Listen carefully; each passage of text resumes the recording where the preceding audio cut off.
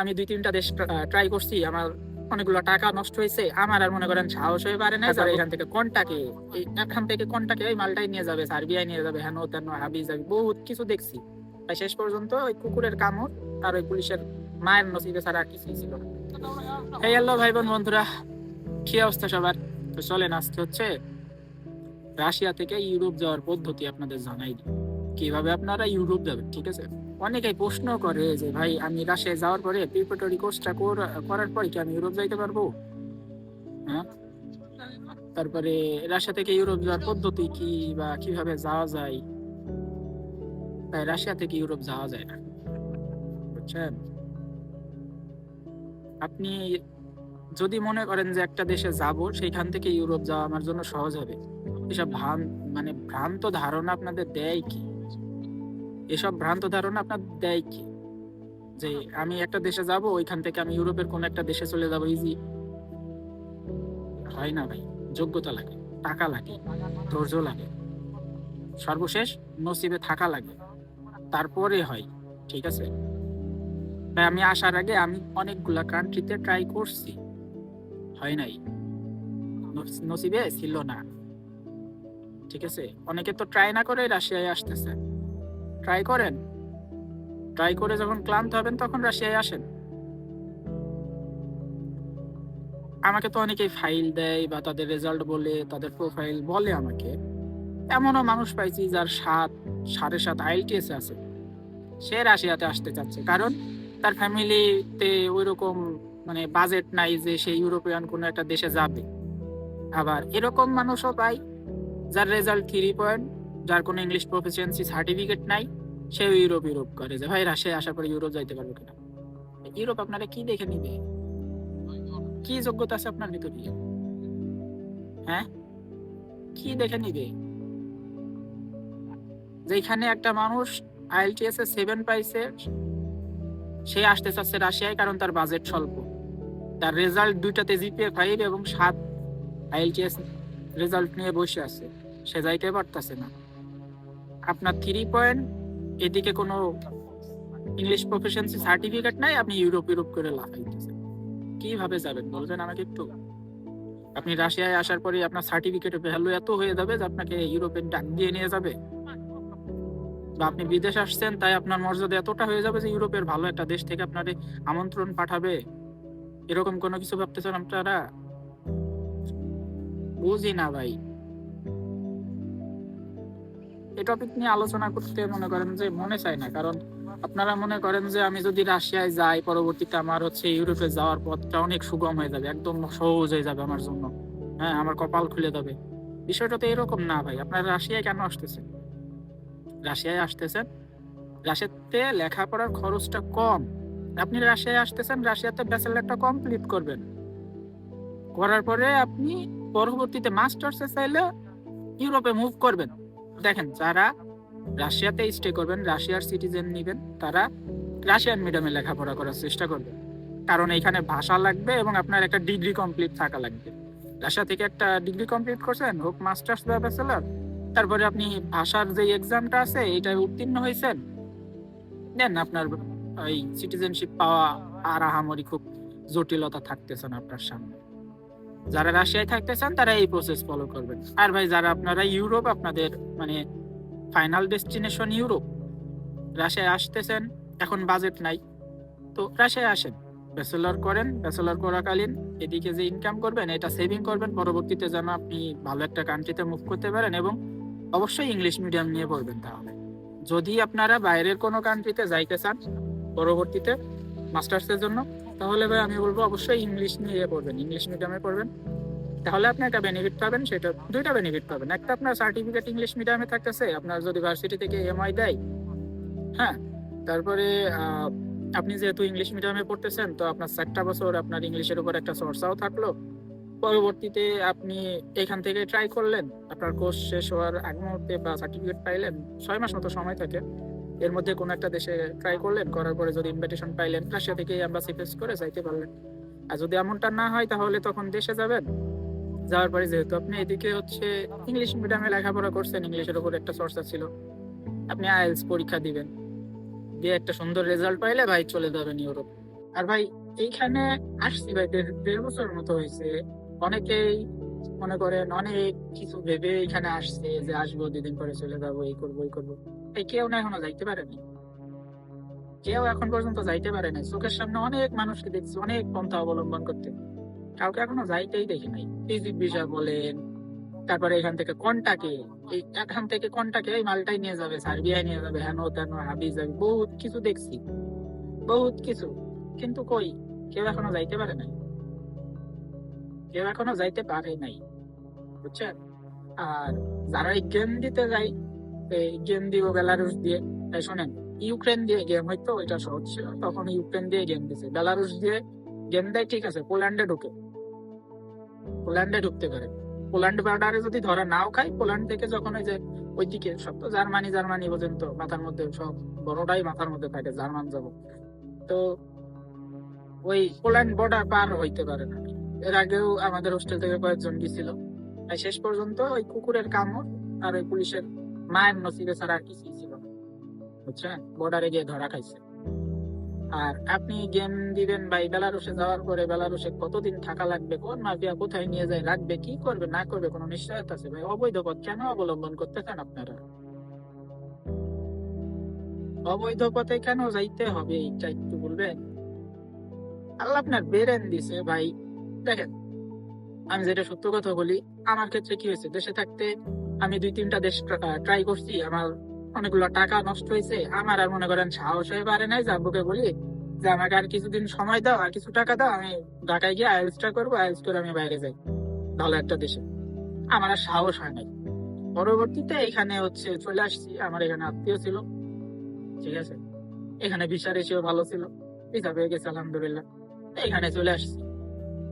আমার বাজেটের সমস্যা ছিল, আমার সাহস হয়ে পারে নাই যে বাবার টাকা আবার নষ্ট করব, যদি না হয় এখানে চলে আসছি।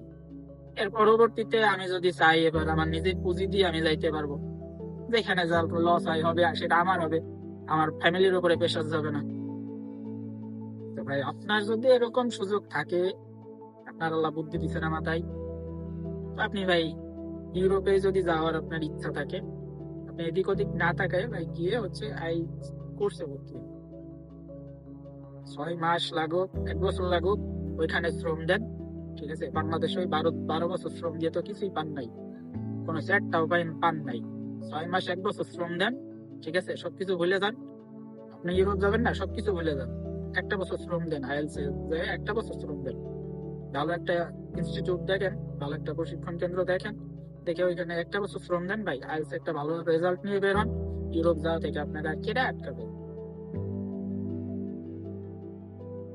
ভাই? আপনার রেজাল্ট ভালো থাকলে, আপনার ফ্যামিলি ব্যাকগ্রাউন্ড ভালো থাকলে, আপনি যদি ইংলিশ প্রফিসিয়েন্সি একটা সার্টিফিকেট এবং সেইখানে আপনার রেজাল্টটা ভালো করতে পারেন, আপনাকে আর ইউরোপ যাইতে আটকাইতেছে কে?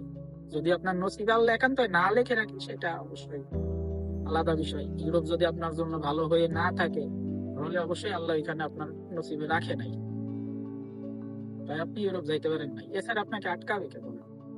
অবশ্যই আপনি যাইতে পারবেন।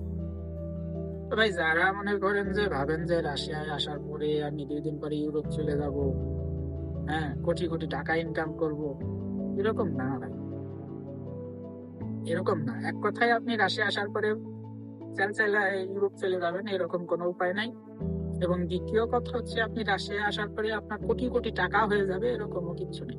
আমি যখন রাশিয়ায় আসি তখন আমার মাইন্ডসেটই ছিল এরকম যে আমার যে এখানে ছিল তার কাছ থেকে আমি শুনছিলাম, এবং আমি গ্রুপ ট্রুপে কাটাকাটি করে দেখছিলাম যে 50 থেকে 60 হাজার রুবল ইনকাম করতে পারে একটা স্টুডেন্ট 4 দিন কাজ করলে। আমি পাইছি ওরকম।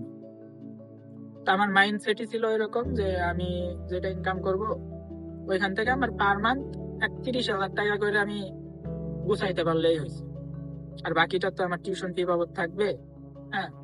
আর যে ভ্যাকেশন থাকে, ভ্যাকেশনের সময় তো 2 মাস 2.5 মাস এখানে ভরপুর কাজ করা যায়। অনেকে আছে 1.5 লাখ রুবল পর্যন্ত ইনকাম করে ফেলে। ওই ওই যে 2 মাস 3 মাস ছুটি পাই, এক এক মাসে 1 লাখ 1.5 লাখ রুবল পর্যন্ত ইনকাম করে। তো এটা মনে করেন যে দেরি করা যায়। আর এদিকে যে ইনকামই করলেন, ধরেন 50-60 হাজার টাকা ইনকাম করলেন, 10,000 টাকা আপনার খরচ চলে গেল, আর বাকি টাকাটা আপনি হচ্ছে বাসায় রাখলেন, ব্যাংকে রাখলেন, যেভাবে হোক আপনি ওইটা সঞ্চয় করলেন। আর ওই যে লাস্টে যে 2 মাসের ছুটি পাইলেন ওইটা দিয়ে আপনার টিউশন ফি উঠে যাবে। তাহলে এই দিকের টাকাটা কিন্তু আপনার বাসাতে জমতেছে। আপনি পরবর্তীতে চাইলে কিন্তু একটা রিস্ক নিতে পারতেছেন নিজের পয়সায়। বাবা মার টাকায় না যে আপনার ভালো লাগবে, নিজের পয়সায় একটা রিস্ক নিতে পারতেছেন। হ্যাঁ, আর এইখানে এসে আপনি কোটিপতি হবেন না ভাই। একটা কথা বলে দিই, এখানে এসে আপনি কোটিপতি হবেন না। এখানে আসলে আপনি ফ্যামিলিতে ব্যাকআপ অবশ্যই দিতে পারবেন, যারা ফ্যামিলি ব্যাকআপ করেন, ফ্যামিলিতে ব্যাকআপ দিতে পারবেন। সেটা হচ্ছে আপনার 30 থেকে 40 হাজার টাকার মতো আপনি ফ্যামিলিতে দিতে পারবেন মাসে। হুম। আর যদি বেশি দিতে চান, দেখেন আপনি যদি 50,000 ইনকাম করতে পারেন, 10,000 আপনার খাওয়া খরচ যাবে, বাকি 40,000 রুবল আপনার সেভিং। এখন এইটা আপনি টিউশন ফিস জন্য সেভিং করবেন নাকি পুরোটাই বাসায় পাঠাই দিবেন, এটা আপনার সিদ্ধান্ত।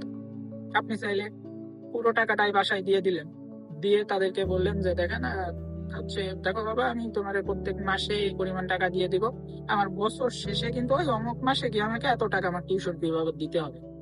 যদি তোমার আপনার ফ্যামিলি যদি এই শর্তে রাজি থাকে, তারা যদি লাস্টে গিয়ে আপনার হচ্ছে টিউশন ফি আপনাকে রিটার্ন করতে পারে, তাহলে ভাই পুরো টাকা বাসায় দিয়ে দেন, সমস্যা কি?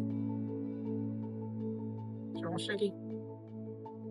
আর যদি হচ্ছে দেখেন যে না, ফ্যামিলিতে টাকা দিলে সবই খরচ হয়ে যাইতেছে, কোনো হিসাব থাকতেছে না, তাহলে ভাই আপনি আপনার টিউশন ফি 12 মাসে কত টাকা করে জমাইলে আপনার টিউশন ফিটা হইতেছে, ওই অ্যামাউন্ট আপনি রাখার পরে বাসায় দেন। অবশ্যই ভাই ফ্যামিলিতে সাপোর্ট দিতে পারবেন। আপনি দেশে বেকার ঘুরতেছেন, ঠিক আছে, আপনি দেশে যদি একটা জব করেন, এখন আপনি ইন্টার পাস করছেন, এখন যদি একটা জব করেন কয় টাকা বেতন পাবেন? 15,000, 20,000। এই টাকা ভাই এখানে এসে ইনকাম করতে পারবেন, এই টাকা ভাই এখানে আসার পরে ফ্যামিলিতে দিতে পারবেন, 20-30 হাজার টাকা নর্মালি দিতে পারবেন। এখন ভাই অনেকে হয়তো আপনাদের কানে অনেক রকম কথা দিতে পারে, কারণ ভাই যে মাসে ইনকাম করতেছে 30,000 বলে, এই 20,000 টাকা বাংলাদেশে কিভাবে দিবে? অনেকে অনেক কথা আপনাদের শোনাইতে পারে। ভাই আমি মাসে যেটা ইনকাম করতেছি আমি সেই হিসাব বলতেছি, এবং আমার বন্ধু বান্ধব ভালোই যেগুলো আছে সেগুলো ওই রকম ইনকাম করে ভাই। 40 থেকে 50-60 হাজার রুবল এর মতো ইনকাম করে। এখন যে ভাই 20,000 রুবল ইনকাম করতেছে, কিভাবে বাসায় 20-30 হাজার রুবল টাকা পাঠাবে? কত খাওয়া দাওয়া, 20,000 রুবলের থেকে 10,000 খাওয়া দাওয়া যাইতেছে, 10,000 হাতে থাকতেছে, সে কিভাবে দিবে, কিভাবে টিউশন দিয়ে গোছাবে? হুম? এমনও তো দেখছি যে দেশ থেকে এনে টিউশন ফি দিতেছে, কাজ করে না। আমার বন্ধু বান্ধবের মধ্যে এরকম ছিল যে কাজ করে না, ক্লাসও করে না। আবার এরকমও ছিল যে সপ্তাহে প্রত্যেক দিনই ক্লাস করতেছে, আবার কাজও করতেছে। আমি নিজে সপ্তাহে 4 দিন কাজ করি, 3 দিন ক্লাস করি। আমি এখন মেন প্রোগ্রামে আছি, আমার 5 দিন ক্লাস। আমার প্র্যাকটিক্যাল ক্লাস গুলো আমি অ্যাটেন্ড করি, লেকচার মাঝে মধ্যে করি না। আমি সপ্তাহে 4 দিনের আমি শিডিউল নিয়ে রাখি, 4 দিন মতো কাজ করি। ভাই টপিক হচ্ছে একদিক থেকে হয়তো অন্যদিকে চলে গেছে, তবে যে বিষয়টা আপনাদের ক্লিয়ার করতে চাইছি সেটা হচ্ছে আপনি রাশিয়ায় আসার পরে খুব সহজে ইউরোপ চলে যাবেন, এই চিন্তা ভাবনা যদি মাথায় থাকে, এটা মাথার ঝাড়া দিয়ে মাথা থেকে বের করে ফেলি। আপনি ব্যাচেলর কমপ্লিট করার পরে আপনি মাস্টার্স এ ইউরোপে ট্রাই করবেন, এটা মাথায় নিয়ে আসবেন। আর গেমে চিন্তা করে রাশিয়াতে আসার দরকার নাই, গেমে আপনি সফল হইতে পারবেন না, ওই কুকুরের কামও আর পুলিশের নাই, এছাড়া কোনো গতি নাই। এবং ভার্সিটির কাছে যখন এই রিপোর্ট আসবে, আপনি আর রাশিয়াতেও থাকতে পারবেন। হুম। আর এই বড় বড় স্বপ্ন নিয়ে যদি আসেন, আসার পরে যদি না পূরণ হয়, এই যে ইয়েতে ভুগবেন, যে অশান্তিতে ভুগবেন, লাস্টে আবার ইয়েতে যাবেন, আর্মিতে যাবেন, যাওয়ার পরে আপনার ওই নিউজ দেখে 8-10টা মানুষ প্রশ্ন করবে যে এই রাশিয়ায় গেলে যুদ্ধে পাঠাই দেয়। এসবও করেন না। রাশিয়ায় আসলে কাউকে কেউ ফোর্স করে যুদ্ধে পাঠায় না, নিজের ইচ্ছায় যুদ্ধে যায়। আর একটা বিষয়, এখানে কোটি টাকার স্বপ্ন নিয়ে আসবেন না ভাই, এখানে কোটি টাকার স্বপ্ন নিয়ে আসবেন না। আপনি অল্প টাকার মধ্যে আপনার লেখাপড়া কমপ্লিট করে যাইতে পারতেছেন।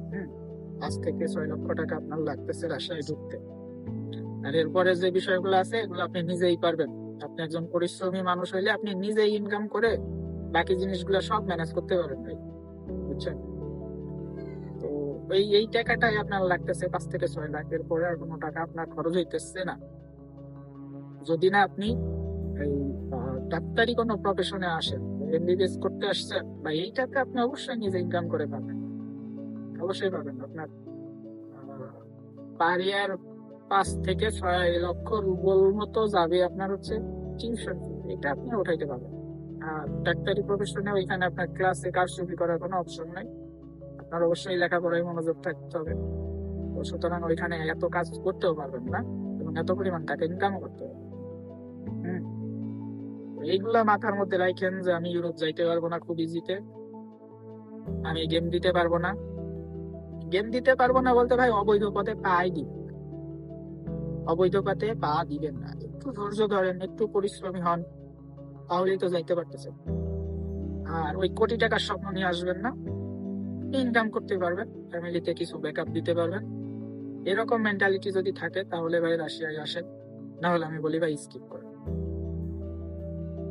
তো এই ভিডিওতে জানি না কোন দিক থেকে কথা কোন দিকে গিয়েছে, কারণ আমি কোনো স্ক্রিপ্ট লিখে কথা বলতে বসি না। আমি ওই আমার গ্রুপ আছে, তারপর ইউটিউবের কমেন্টে যেসব প্রশ্ন টশ্ন পাই এগুলারই টুকটাক করে অ্যান্সার করতে থাকি। এভাবেই ভিডিও বানাই, আমার কোনো স্ক্রিপ্ট লেখা আমি ভিডিও বানাই না। ভিডিও এদিক ওদিক হইতেই পারে, এবং যদি ভিডিওর মধ্যে ভুল ভ্রান্তি হয়ে থাকে সেটা অবশ্যই ক্ষমা দৃষ্টিতে দেখবেন। তো আজকের মতো এখানে শেষ করছি, দেখা হবে নতুন কোনো ভিডিওতে, নতুন কোনো টপিকে। সেই পর্যন্ত সবাই ভালো থাকবেন, আমার জন্য দোয়া করবেন। পাকা পাকা।